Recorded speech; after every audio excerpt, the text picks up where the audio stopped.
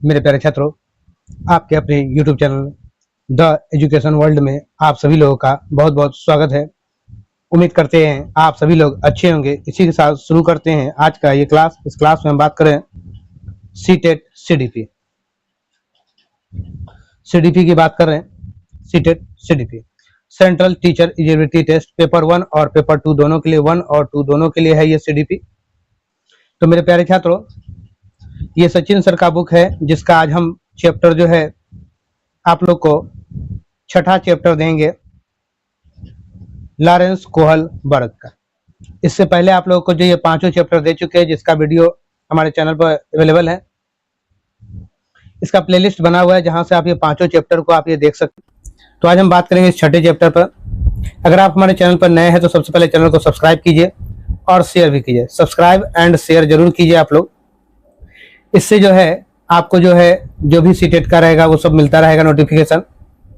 इसके साथ साथ हम आपसे बात करना चाह रहे हैं। देखिए, आज हम बात करें लॉरेंस कोहलबर्ग का चैप्टर 6 है।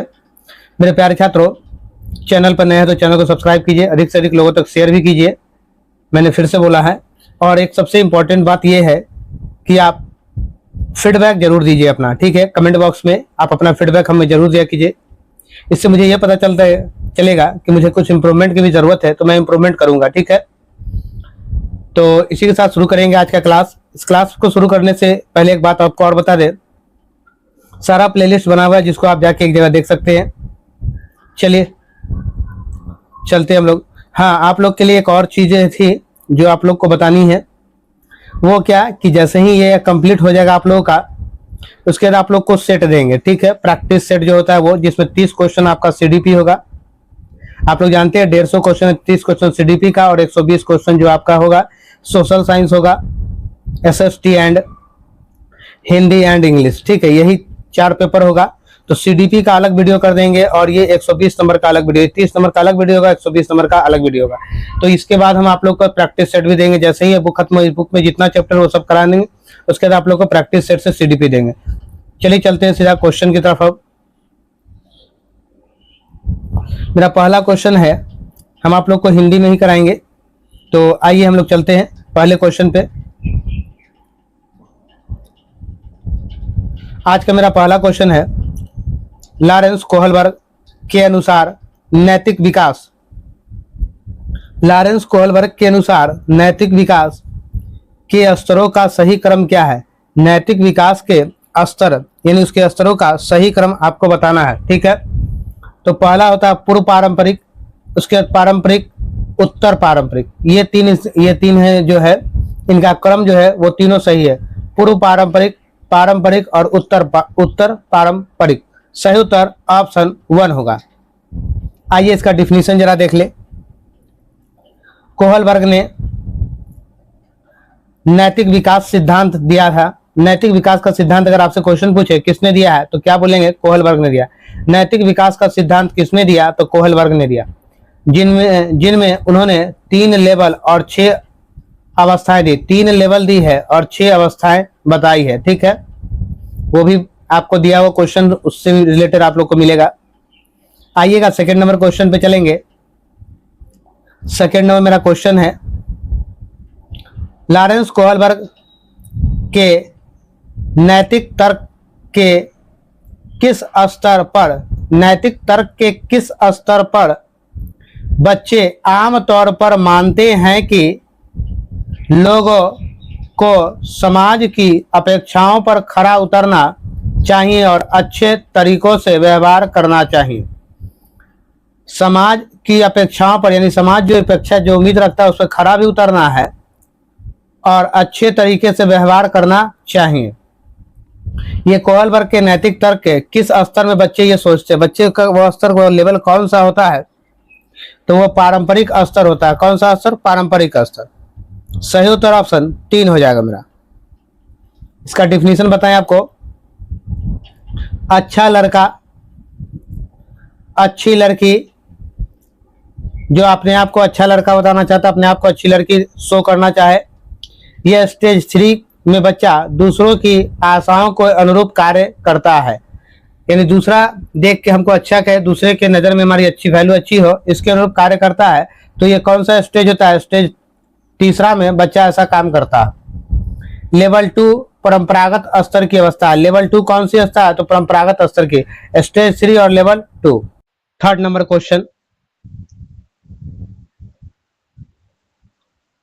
ये थर्ड नंबर मेरा क्वेश्चन है। कैरल गिलिगन ने कोहलबर्ग के नैतिक विकास के सिद्धांत की आलोचना की है। कैरल गिलिगन भी एक मनोवैज्ञानिक थे जिन्होंने कोहलबर्ग के नैतिक विकास का जो सिद्धांत है उसकी इन्होंने आलोचना की थी। तो जो आलोचना की है वो क्या है? नारीवादी दृष्टिकोण से। किस दृष्टिकोण से? तो नारीवादी दृष्टिकोण से। सही उत्तर ऑप्शन 2 हो जाएगा। इनका जरा डिफिनीशन देख लेंगे। कैरल गिलिगन ने कोहलबर्ग सिद्धांत की आलोचना नारीवादी दृष्टिकोण से की है। नारीवादी दृष्टिकोण से की है। उन्होंने बताया कोहलबर्ग ने नैतिक विकास का सिद्धांत लड़कों से प्राप्त उत्तरों के आधार पर अपना सिद्धांत बनाया, जबकि लड़कियों का नैतिकता लड़कों से अलग होता है। लड़कियां केयर पर्सपेक्टिव से सोचती है और लड़के जस्टिस पर्सपेक्टिव से सोचते हैं। लड़की केयर पर्सपेक्टिव से सोचती है और लड़का जस्टिस पर्सपेक्टिव से सोचता है। इसीलिए दोनों में अंतर है, दोनों की सोच में। ये बात कैरल गिलिगन ने कहा था, क्योंकि कोहलबर्ग ने जो सिद्धांत दिया है उसमें इनकी आलोचना की थी कैरल गिलिगन ने। तो कैरल गिलिगन ने इन दोनों बातों पर ध्यान दिया, इन दोनों बातों में इनकी आलोचना की। आइएगा, 4 नंबर मेरा क्वेश्चन है।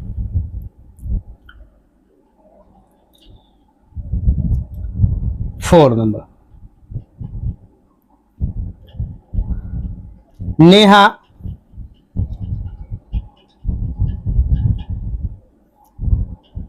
खुद को अपनी मां के द्वारा मां द्वारा लाई मिठाई जो मेहमानों के लिए है खाने से रोकती है, यह सोचकर कि खाने से वह पकड़ी जा सकती है। कोहलबर्ग के सिद्धांत के अनुसार नेहा नैतिक विकास के किस अवस्था में है? कोहलबर्ग के अनुसार नेहा जो है नैतिक विकास की कौन सी अवस्था में है? तो यह सजा और आज्ञाकारिता अभिविन्यास में है। उसको डर भी है कि सजा भी मिलेगा, कि खा जाएंगे तो फिर कम हो जाएगा। तो आप लोगों के मन में कभी कभी लालच आए तो कोई आता होगा मेहमान के लिए कुछ चाहिए तो सोचते हो थोड़ा खा लेते, फिर मन में डर भी लगता हो कहीं पिटाई न लगे।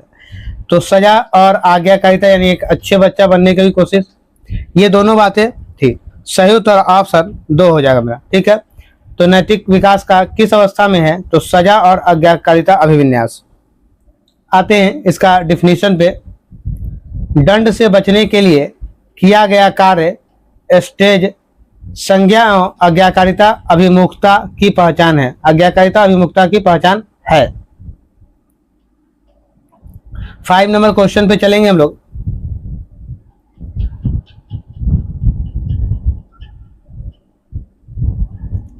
ये हमारा 5 नंबर क्वेश्चन है।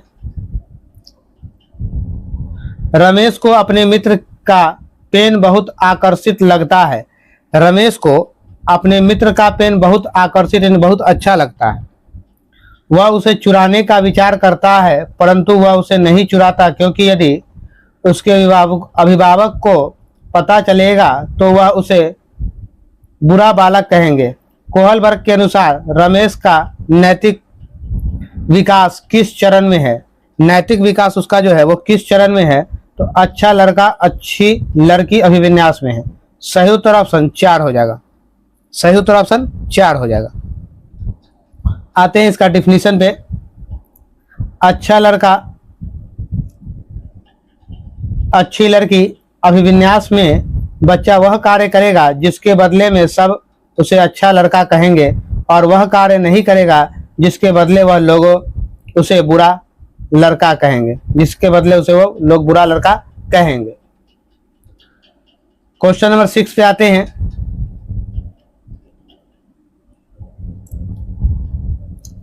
बच्चों में नैतिक विकास का सिद्धांत किसने प्रतिपादित किया? बच्चों में नैतिक विकास का सिद्धांत किसने प्रतिपादित किया? तो ये प्रतिपादित किया था लॉरेंस कोहलबर्ग ने। Lawrence Kohlberg. सही उत्तर ऑप्शन 2 हो जाएगा। आते हैं इसका डिफिनीशन जरा देखिएगा। कोहलबर्ग के अनुसार बच्चे का नैतिक विकास 3 स्तर यानी 3 लेवल एवं 6 स्टेज यानी अवस्थाओं में पूर्ण होता है। 6 अवस्था में 3 लेवल और 6 स्टेज में पूरा होता है। 7 नंबर क्वेश्चन पे चलते हैं।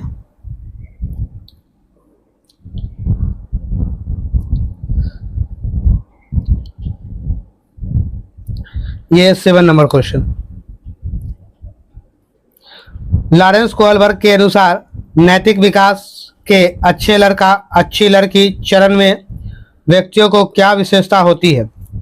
क्या विशेषता होती है अच्छा लड़का अच्छी लड़की चरण में क्या विशेषता होती है? देखिएगा, दूसरों के द्वारा सम्मान प्राप्त करने की चाह और वह करने की कोशिश करना जो दूसरों को खुश करे यानी ऐसा काम करना जो दूसरा उससे देख के खुश हो जाए। तो ये करने की चाह बच्चों में होती है, लड़का या लड़की हो। तो सही उत्तर ऑप्शन 2 हो जाएगा मेरा। सही उत्तर क्या होगा? ऑप्शन 2 हो जाएगा। 8वां नंबर क्वेश्चन पे चलेंगे।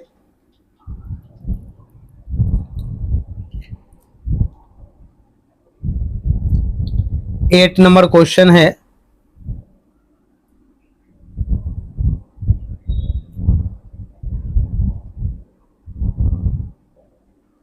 ये मेरा 8 नंबर क्वेश्चन है। उम्मेद वह चॉकलेट नहीं खाता। उम्मेद के जगह उमेश लिख लीजिए। उमेश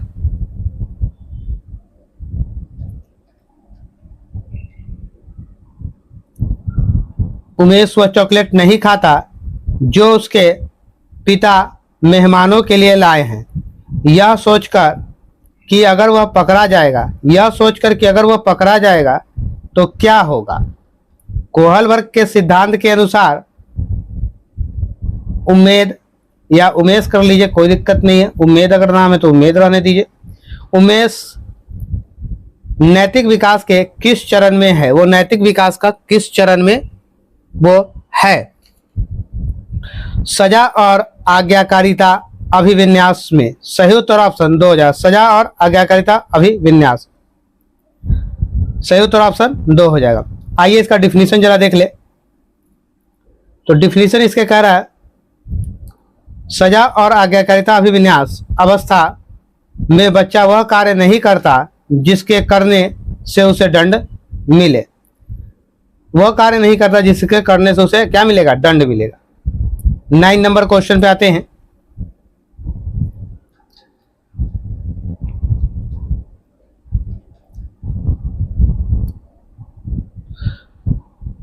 कोहलबर्ग के नैतिक विकास के सिद्धांत, ये कोहलबर्ग होगा, कोहलबर्ग नहीं होगा।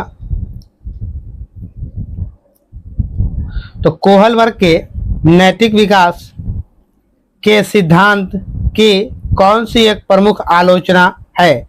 कौन सी एक प्रमुख आलोचना है? तो ये एक प्रमुख आलोचना हो जाएगी, यह नैतिक सोच पर सांस्कृतिक कारकों और लिंग के प्रभाव की अवहेलना करता है। लिंग के प्रभाव की अवहेलना करता है। सही उत्तर ऑप्शन 2 हो जाएगा। यह नैतिक सोच पर सांस्कृतिक कारकों और लिंग के प्रभाव की अवहेलना करता है। सही उत्तर ऑप्शन 2 हो गया। डिफिनीशन जरा देख ले इसकी।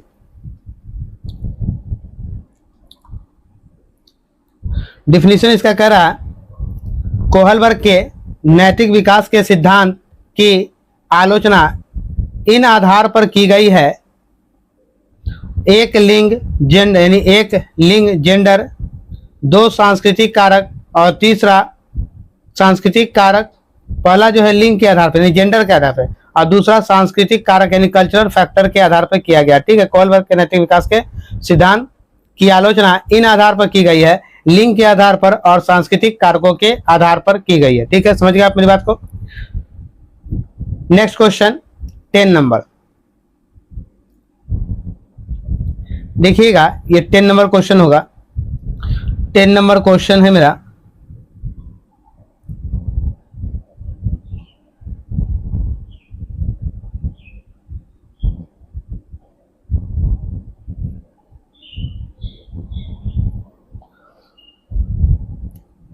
लॉरेंस कोहलबर्ग के पारंपरिक नैतिकता के चौथे चरण कानून और व्यवस्था अभिविन्यास में व्यक्ति कानून और व्यवस्था अभिविन्यास में व्यक्ति सामाजिक व्यवस्था को बनाए रखने के लिए निश्चित नियमों को स्थापित करने और उनका पालन करने में विश्वास रखते हैं। ठीक है, फिर से हम बता दें एक बार आपको पूरे इस ऑप्शन को। सामाजिक व्यवस्था को बनाए रखने के लिए निश्चित नियमों को स्थापित करने और उसका पालन करने में विश्वास रखते हैं। सही उत्तर ऑप्शन 3 हो जाएगा। सही उत्तर ऑप्शन 3 हो जाएगा। आइए इसका जरा डिफिनीशन देख ले। Stage 4 social law and order orientation, सामाजिक कानून एवं व्यवस्था अभिविन्यास के अनुसार सामाजिक नियम सबसे ऊपर है। इसे हर हाल में मानना ही पड़ेगा, चाहे परिणाम कुछ भी हो। Rule is rule. आप परिणाम कुछ भी हो पर रूल तो आपको मानना पड़ेगा। ठीक है, तो इस कोई भी रूल बनता है, जैसे आप सड़क पे चले ट्रैफिक रूल है तो वो मानना पड़ेगा, तो सबको मानना पड़ता है। तो उसी तरह से क्या है, जो हर हाल में मानना ही पड़ेगा जो रूल है, rule is rule. Next question 11 number पे आते हैं।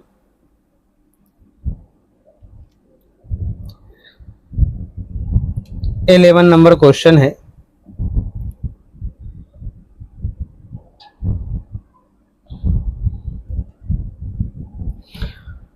कोहलबर्ग के नैतिक विकास के किस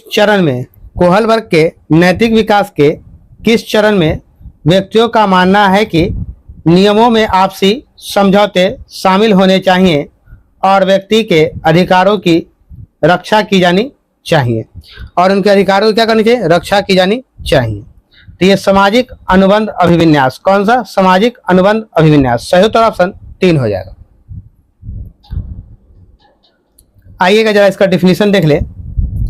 स्टेज 5 सोशल कॉन्ट्रैक्ट ओरिएंटेशन, सामाजिक अनुबंध अभिविन्यास के अनुसार नैतिक निर्णय बहुमत पर आधारित है। यदि अधिक लोगों की राय तो नियम को बदला भी जा सकता है। व्यक्ति के अधिकार की रक्षा के लिए नियम को बदला भी जा सकता है। ठीक है, 12 नंबर क्वेश्चन। 12 नंबर क्वेश्चन पे आएंगे।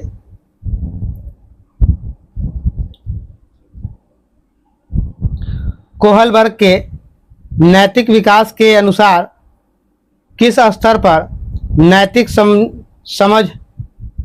समझ, सजा, इनाम व प्राधिकारियों की शक्ति पर आधारित होती है।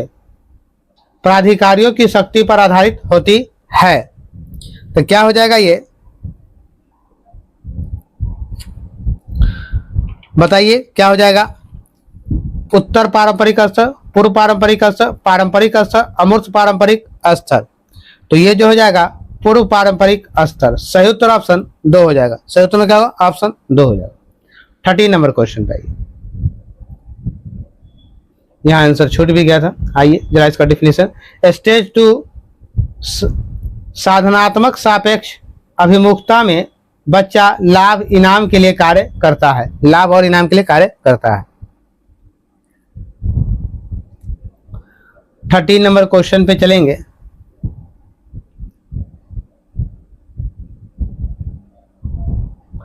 कोहलबर्ग के किस स्तर के अनुसार नैतिक विकास में व्यक्ति अपने कार्यों के परिणामों पर ध्यान केंद्रित करने के बजाय दूसरों की कामों पर ध्यान केंद्रित अपने कार्यों के परिणामों पर ध्यान केंद्रित करने के बजाय दूसरों की अपेक्षाओं को बनाए रखने का प्रयास करता है। दूसरों की अपेक्षाओं को बनाए रखने का प्रयास करता है। तो ये किस स्तर में है, पारंपरिक स्तर। सही उत्तर ऑप्शन 3 हो जाए। 14 नंबर। 14 नंबर में यहाँ क्वेश्चन पढ़ेंगे, आगे हम लोग आंसर निकालेंगे। एक बच्चा तर्क देता है कि यदि कानून लोगों की जरूरतों को पूरा नहीं कर रहे हैं तो उन्हें आपसी सहमति और लोकतांत्रिक प्रक्रियाओं के माध्यम से बदला जा सकता है। यह बच्चा कोहलबर्ग के नैतिक विकास की कौन सी अवस्था में आता है? यह कोहलबर्ग के बच्चों का जो ये सोच है वो कोहलबर्ग के नैतिक विकास की किस अवस्था में आता है?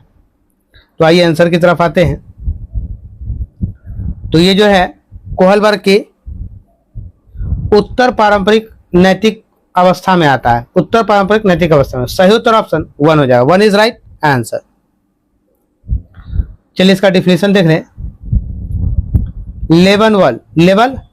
लेवल 3 उत्तर परंपरागत स्तर में व्यक्ति सोचता है सामाजिक नियम हम सभी सामाजिक लोगों द्वारा बनाए गए हैं, ये गलत भी हो सकते हैं, अतः हम इन्हें बदल भी सकते हैं। क्योंकि सामाजिक नियम गलत भी हो सकता है, क्योंकि हमारे द्वारा बनाया गया तो गलत भी हो सकता है, तो उसे हम बदल सकते हैं। 15 नंबर मेरा क्वेश्चन है,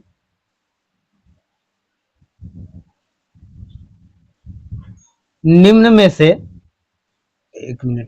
में से किसने बच्चों और वयस्कों में नैतिक तार्किकता का वर्णन करने के लिए विकास चरणों का एक क्रम सुझाया था? यह बात किसने सुझाया था? यह लॉरेंस कोहलबर्ग ने सुझाया। सही उत्तर ऑप्शन 3 हो जाएगा। 16 नंबर क्वेश्चन है मेरा। 16 नंबर पे चलते हैं। लॉरेंस कोहलबर्ग ने बच्चों एवं वयस्कों में नैतिक तर्क का मूल्यांकन के लिए किसका उपयोग किया है? कोहलबर्ग ने बच्चों एवं वयस्कों में नैतिक तर्क का मूल्यांकन के लिए किसका उपयोग किया है? तो किसका उपयोग किया है? परिकल्पित स्थितियां। कौन सी स्थितियां? परिकल्पित स्थितियां। सही उत्तर ऑप्शन 1 हो जाएगा। डिफिनेशन इसका जरा डिफाइन इसका देखते हैं, जो इसको डिफाइन किया गया। कोहलबर्ग ने बच्चों और वयस्कों में नैतिक तर्क का मूल्यांकन नैतिक दुविधा से निकालने के लिए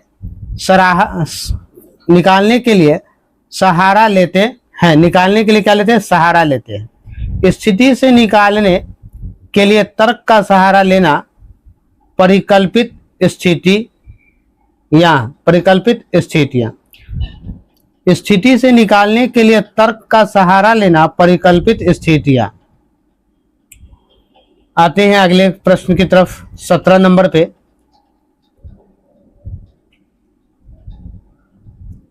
ये मेरा 17 नंबर है।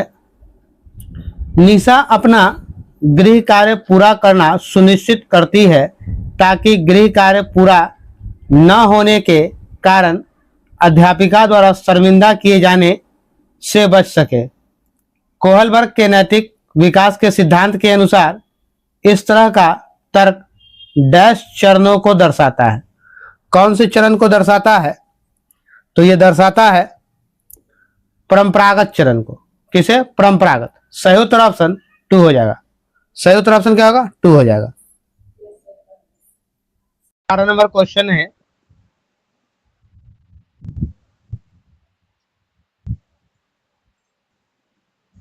ये 18 नंबर है। हेंज की दुविधा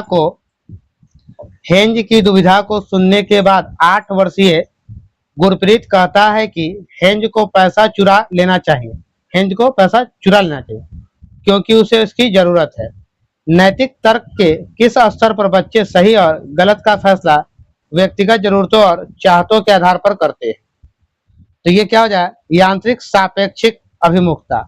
सही उत्तर ऑप्शन 2 हो जाएगा। यांत्रिक सापेक्षिक अभिमुखता। सही उत्तर option 2। Next question 19 number 19 number question है मेरा। कोहलबर्ग के सिद्धांत की आलोचना कैरल गिलिगन द्वारा, कोहलबर्ग का जो सिद्धांत है उसकी आलोचना कैरल गिलिगन द्वारा की गई थी। तो किस बातों का लिए किया गया था?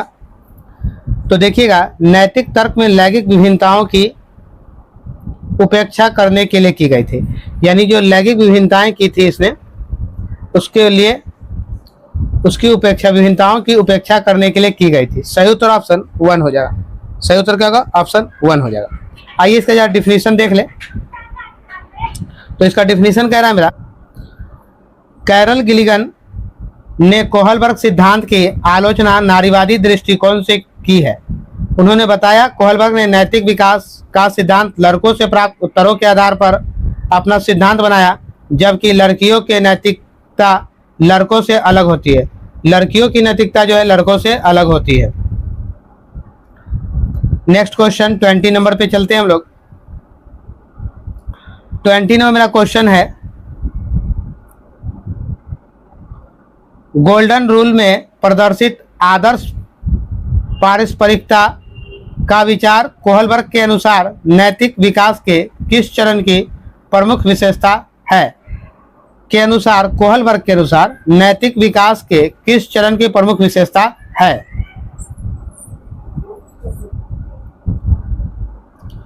तो विकास की प्रमुख विशेषता में क्या है? अच्छा लड़का, अच्छी लड़की, अभिविन्यास, यानी अच्छा लड़का, अच्छी लड़की, अभिविन्यास। सही उत्तर ऑप्शन 4 हो जाएगा।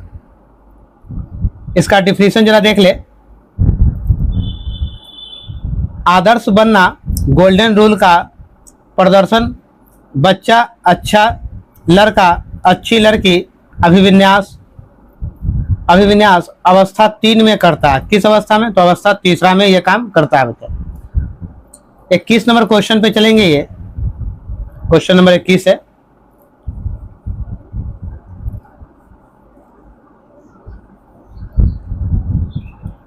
इक्कीस नंबर मेरा क्वेश्चन है, लॉरेंस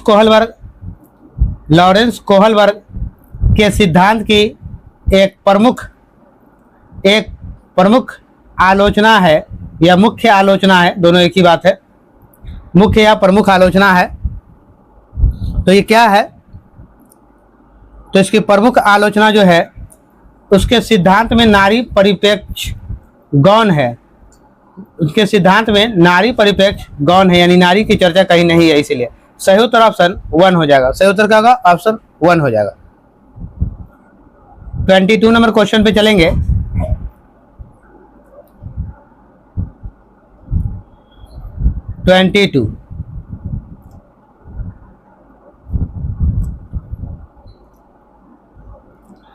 कैरोल गिलिगन ने कोहलबर्ग के नैतिक विकास के सिद्धांत की समालोचना करते हुए तर्क दिया कि पुरुषों की नैतिकता का आधार डैश है, जबकि स्त्रियों की नैतिकता का आधार डैश है।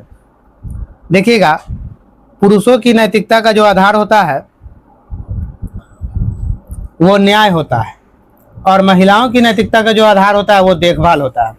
तो एक न्याय होगा और एक देखभाल होगा। सही उत्तर ऑप्शन 1 हो जाएगा। 23 नंबर क्वेश्चन है मेरा,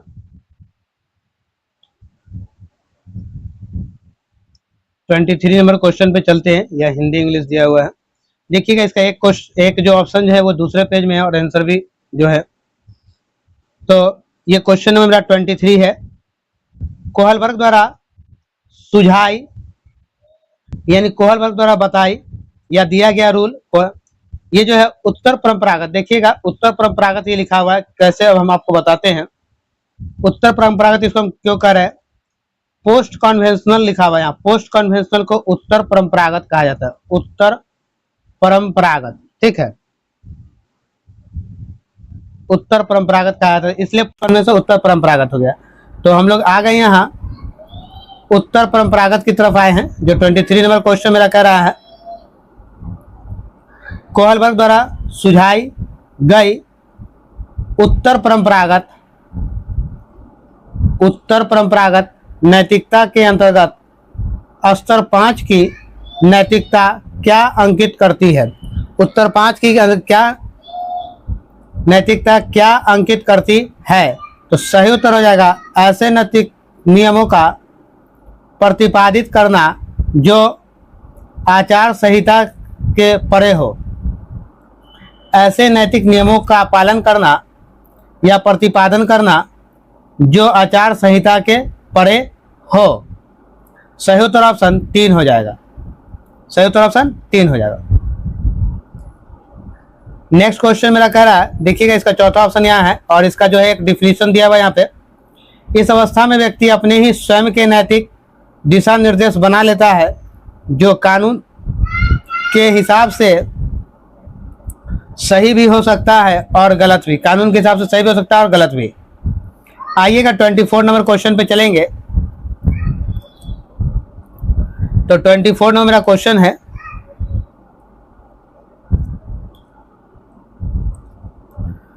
एक किशोर विचार करता है यदि हिंज अपनी पत्नी को बचाने के लिए सब कुछ नहीं करता तो वह किस मूल्य के जीवन से अधिक मूल्य देता है। किस मूल्य को जीवन से अधिक मूल्य देता है, ये बात पूछा जा रहा है आपसे।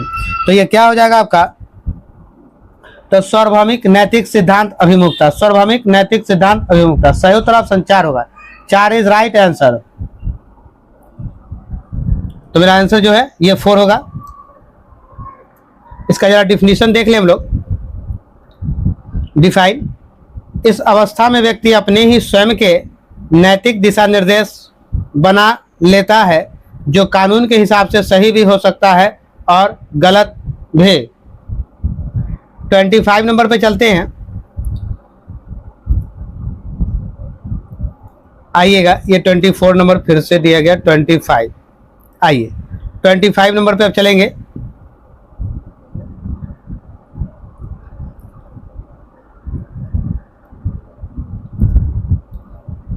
ये रहा मेरा 25 नंबर, ज़्यादा ही छोटा हो गया है, कोई क्वेश्चन बहुत ज़्यादा बड़ा है और थोड़ा सा टेढ़ा भी हो गया। चलिए कोई बात नहीं। ये मेरा 25 नंबर है। तो 25 नंबर क्वेश्चन की तरफ चलते हैं। कोहलबर्ग के अनुसार बच्चे के नैतिक विकास के तीसरे स्तर पर आरंभिक संबंधों को बनाए हुए होता है। स्वर्णिम नियम वाले स्तर को कहा गया है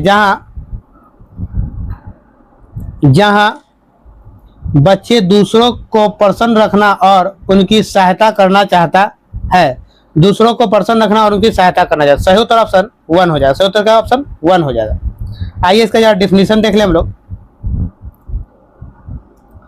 आदर्श बनना, गोल्डन रूल का प्रदर्शन बच्चा अच्छा लड़का अच्छी लड़की अभिविन्यास अवस्था 3 में करता है।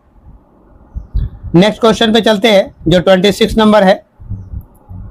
26 नंबर मेरा क्वेश्चन है, ये देखिए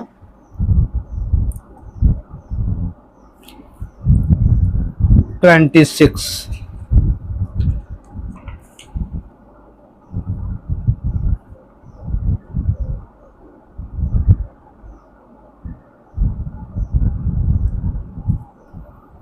कोहलबर्ग के विषय में कौन सा विकल्प सही है।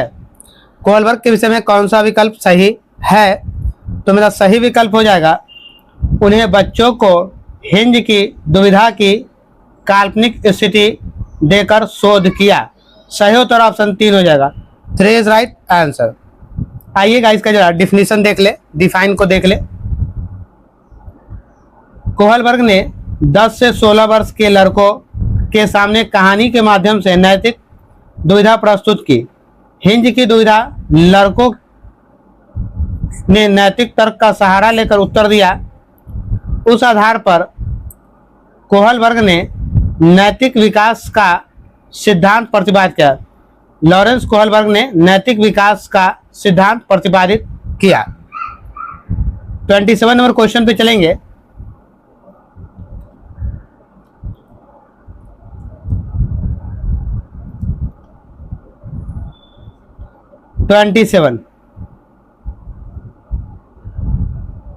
लॉरेंस कोहलबर्ग के नैतिक सिद्धांत के अनुसार नैतिकता विकास क्रम के किस स्तर पर व्यक्ति कानून और सामाजिक स्वीकृति की परवाह किए बिना किसी कार्य को आत्म अनुभूति द्वारा स्वयं निर्धारित सिद्धांतों के आधार पर उचित ठहराता है। उचित ठहराता है। तो सही उत्तर मेरा क्या हो जाएगा, सार्वभौमिक नैतिकता सिद्धांत अभिमुखता, सार्वभौमिक नैतिकता सिद्धांत अभिमुखता। सही उत्तर ऑप्शन 2 हो जाएगा। आते हैं इस चैप्टर का ये लास्ट क्वेश्चन पे। मेरे प्यारे छात्रों, जो लोग मेरे चैनल पर पहली बार आए हैं, चैनल पे नए हैं, चैनल को सब्सक्राइब कीजिए और अधिक से अधिक लोगों तक शेयर कीजिएगा। और शेयर और सब्सक्राइब इसलिए कर लीजिए कि जो लोग बीपीएससी टीआरई 4 की तैयारी कर रहे हैं, उनका जो प्रैक्टिस सेट 6 to 12 तक का प्रैक्टिस सेट मेरे पास सब्जेक्ट वाइज दिया गया है, हिस्ट्री, ज्योग्राफी, इकोनॉमिक्स, पॉलिटी, वो अपना वीडियो को देख सकते हैं। इसके साथ साथ मेरे प्यारे छात्रों, ये प्रैक्टिस सेट ये आप लोग को सचिन सर का बुक तो दे ही रहे हैं, साथ में हम आप लोग को इसके बाद भी आप लोग को जो प्रैक्टिस सेट होती है जिसमें 150 क्वेश्चन दिया रहता है, जो सीडीपी के लिए 30 क्वेश्चन, सीडीपी का 30 क्वेश्चन और 120 क्वेश्चन में आपका एसएसटी होगा, जो 60 क्वेश्चन आपका एसएसटी का रहेगा और बाकी हिंदी का 30 और इंग्लिश का 30। तो ये 120 का अलग वीडियो रहेगा और ये 30 क्वेश्चन का अलग वीडियो आप लोग को हम देंगे, ये सेट भी देंगे आप लोग को। तो हमारे चैनल पर बने रहिए, चैनल को अधिक से अधिक लोगों तक शेयर कीजिए, आपका सपोर्ट ज़रूरी है। देखिएगा कुछ त्रुटियां हैं तो आप कमेंट बॉक्स में ज़रूर बताइएगा, उसे भी हम इम्प्रूव कर रहे हैं। और एक दो त्रुटियां तो मुझे दिखती है, मैं इम्प्रूवमेंट करता ही हूँ। एक बात आपसे और मैं कहना चाह रहा हूँ कि आप लोग का सपोर्ट रहा तो मैं बहुत जल्द ही आप लोग को ऑन बोर्ड क्लास दूंगा, डिजिटल बोर्ड के माध्यम से आप लोगों को क्लास दूंगा, वो भी बिल्कुल फ्री। तो मेरे प्यारे छात्रों, चलिए चलते हैं आज का लास्ट क्वेश्चन, इसलिए शेयर सब्सक्राइब करना ना भूलें और फीडबैक जरूर दिया कीजिए कि आपको वीडियो कैसा लगा। 28 नंबर, निम्नलिखित में से कौन सा अभिलक्षण कोहलबर्ग के नैतिक विकास मॉडल में सम्मिलित है? मॉडल में सम्मिलित है तो कौन सा सम्मिलित है? नैतिक विकास के चरणों का स्वरूप सार्वभौमिक होता है। सही उत्तर ऑप्शन 1 हो जाएगा, 1 इज राइट आंसर। तो आज का ये चैप्टर मेरा 6 था, कोहलबर्ग का ये चैप्टर खत्म हुआ जिसमें टोटल 28 क्वेश्चन थे। इन सब का एक प्लेलिस्ट बना हुआ है जहाँ पे आप जाकर हमारा सारे वीडियो को एक जगह आप देख सकते हैं। नेक्स्ट वीडियो में हम लोग मिलेंगे सीटेट के नेक्स्ट वीडियो में, जो चैप्टर 7 के साथ होगा। फिर मिलते हैं। जय हिंद, जय बिहार, भारत माता की जय।